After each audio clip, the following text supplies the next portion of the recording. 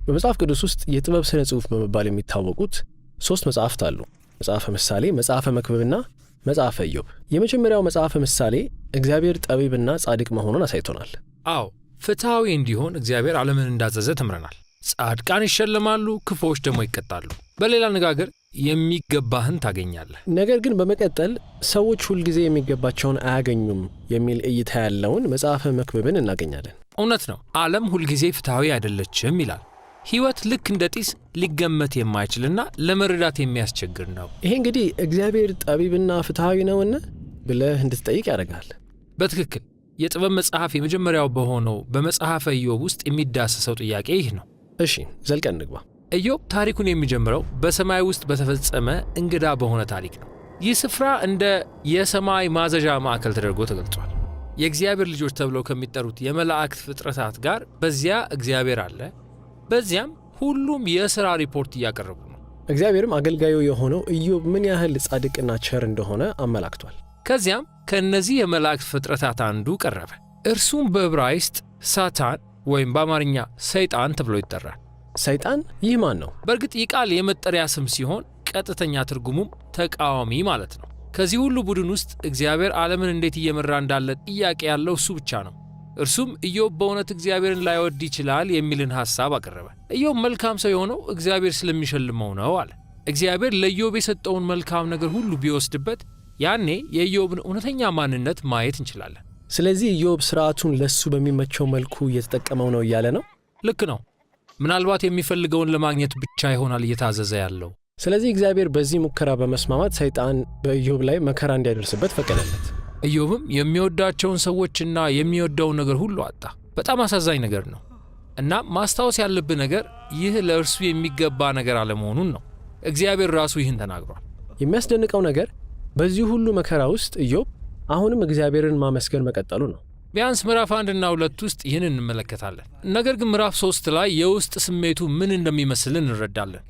ጉዳቱን አመላካች የሆነውን ይህን ግጥም ገጥሟል። የተወለደበትን ቀን የሚረግም ረጅም የተብራራ እርግማን ነው።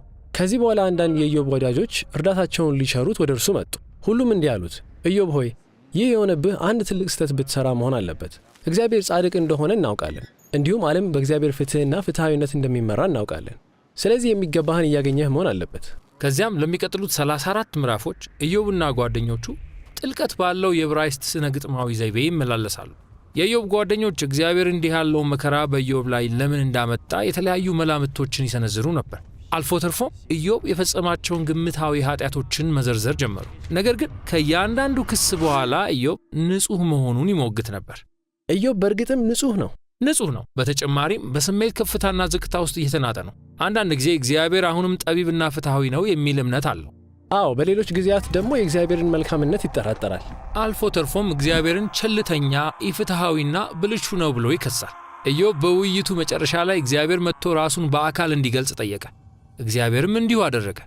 እግዚአብሔር በታላቅ የደመና ማዕበል መልክ መጣ።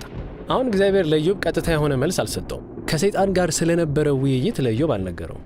አዎ፣ እግዚአብሔር የተለየ ነገር አደረገ። ኢዮብን በምናባዊ ጉብኝት ወደ አጽናፈ ዓለም ወሰደው። ዓለም ምን ያህል ታላቅ እንደሆነ አሳየው። አጽናፈ ዓለሙን መምራት እንደሚችል ወይም ለአንድ ቀን ብቻ መረዳት ይችል እንደሆነ ጠየቀው። በዓለም ላይ በየቀኑ ልናያቸው የምንችላቸውን ነገር ግን ፈጽሞ የማንረዳቸው ብዙ ዝርዝር ነገሮች እንዳሉ ለኢዮብ አሳየው። እግዚአብሔር ግን ሁሉን ይችላል፣ ሁሉንም ነገር በቅርበት ያውቃል። የአጽናፈ ዓለሙን ውበትና አሰራር እኛ ባላሰብነው መንገድና በጭራሽ በማናያቸው ቦታዎች ትኩረት ሰጥቶ ይመለከታል። ከዛም በመጨረሻ እግዚአብሔር ለኢዮብ 2 አስደናቂ አውሬዎችን አሳየውና ምን ያህል ታላቅ እንደሆኑ ነገረው። አዎ፣ እጅግ አደገኛ ናቸው። ምንም ሳያስቡ ሊገድሉህ የሚችሉ አይነት ናቸው። እነዚህ አውሬዎች ክፉ እንዳልሆኑ እግዚአብሔር ይናገራል። መልካም የሆነው የእግዚአብሔር ዓለም አካል ናቸው። በቃ ይሄው ነው የእግዚአብሔር የመከላከያ መልስ። ይሄው ነው። በጣም እንግዳ ነገር ነው። ማለቴ ይህ ሁሉ ስለምን ነበር? ይህን ይመስላል። ከኢዮብ እይታ አንጻር ሲታይ እግዚአብሔር ፍትሐዊ ያልሆነ ይመስላል። ነገር ግን የእግዚአብሔር እይታ ሊታሰብ ከሚቻለው በላይ እጅግ የላቀ ነው። እሱ ውሳኔዎችን በሚያሳልፍበት ጊዜ ውስብስብ ከሆነው መላ አጽናፈ ዓለሙ ጋር እየተገናኘ ነው። እግዚአብሔር የእርሱ ጥበብ ብሎ የሚጠራው ይህን ነው። ስለዚህ ኢዮብ እግዚአብሔር ራሱን እንዲከላከል መጠየቁ ሞኝነት ነው። ቢፈልግም እንኳን እንዲህ ያለውን ውስብስብ ነገር መረዳት አይችልም። ስለዚህ ይህ የት ያደርሰናል? ኢዮብን ወደ ትሕትና ይወስደዋል። መከራን ለምን እንደተቀበለ ፈጽሞ አልተረዳም። ነገር ግን በሰላምና እግዚአብሔርን በመፍራት መኖር ችሏል። ነገር ግን የመጽሐፉ ታሪክ የሚያበቃው በዚህ አይደለም። ምክንያቱም ከዚህ በኋላ እግዚአብሔር ኢዮብ ያጣውን ሁሉ በእጥፍ መልሶለታል። ይህም እንደገና አስገራሚ የሆነ ነገር ነው። ማለቴ ይህ ሽልማት መሆኑ ነው። እግዚአብሔር ኢዮብ ይህን ከባድ ፈተና አልፈሃል፣ እንኳን ደስ ያለህ እያለው ነው? አይደለም። መላው መጽሐፈ ኢዮብ ሁሉንም ነገር ማጣቱ ቅጣት እንዳልሆነና መልሶ ማግኘቱም ሽልማት እንዳልሆነ ይገልጻል።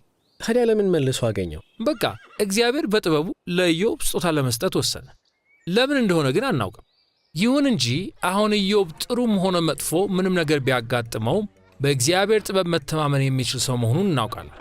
ታዲያ የመጽሐፈ ኢዮብና የጥበብ መጽሐፍት ተከታታይ ትምህርታችን መጨረሻው ይህ ነው። እነዚህ የመጽሐፍ ቅዱስ የጥበብ መጽሐፍት አስደናቂ ናቸው። እያንዳንዳቸው ስለ መልካም ሕይወት ልዩ አመለካከትን ይሰጣሉ። እናም በጥበብና እግዚአብሔርን በመፍራት ለመኖር ስትማር ሁሉንም በአንድ ላይ መስማት ያስፈልግሃል።